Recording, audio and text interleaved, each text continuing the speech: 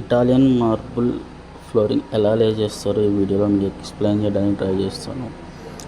First మనం marble మొత్తం తీసుకొచ్చుకొని పెట్టుకోవాలి.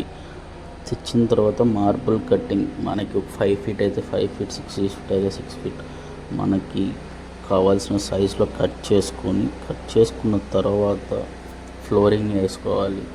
ఫ్లోరింగ్ పైన ఇప్పుడు మీరు చూస్తున్నారు కదా, ఫ్లోరింగ్ మొత్తం నీట్గా ఫ్లోరింగ్ చేసుకున్న తర్వాత వైట్ సిమెంట్ ఒక స్లర్రీది దాని మీద పోసి జస్ట్ ఘాటులు పెట్టాలి. కొంచెం ఇక్కడ చూడండి, మొత్తం వైట్ సిమెంట్ మొత్తం పోస్తున్నాడు. ఆ స్లర్రీది పోసిన తర్వాత దాని మీద నీట్గా రొవెల్తో ఘాట్లు పెట్టేసిన తర్వాత ఏదైతే మార్బుల్ మనం కట్ చేసామో దాన్ని అక్కడ పర్ఫెక్ట్గా సెట్ అయ్యేటట్టు చూసుకోవాలి. ఈ మార్బుల్ వేసేటప్పుడు మనకి లైనింగ్ అనేది మ్యాండేటరీ.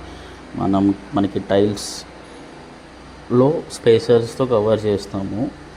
మార్బుల్స్ వచ్చేసరికి ఏంటంటే మనకి లైనింగ్ అనేది ఇంపార్టెంట్, అదొకటి కన్సిడర్ చేయండి. అండ్ ఇంకొకటి చూడండి, ఇక్కడ పర్ఫెక్ట్గా సెట్ చేస్తారు. అటుపక్క ఇటుపక్క మొత్తం ఎడ్జ్ కానీ కార్నర్స్ కానీ మొత్తం అంతా చూసుకొని తర్వాత ఇఫ్ ఇన్ కేస్ అది సెట్ అవ్వలేదంటే ట్యాంపరింగ్ చేస్తారు.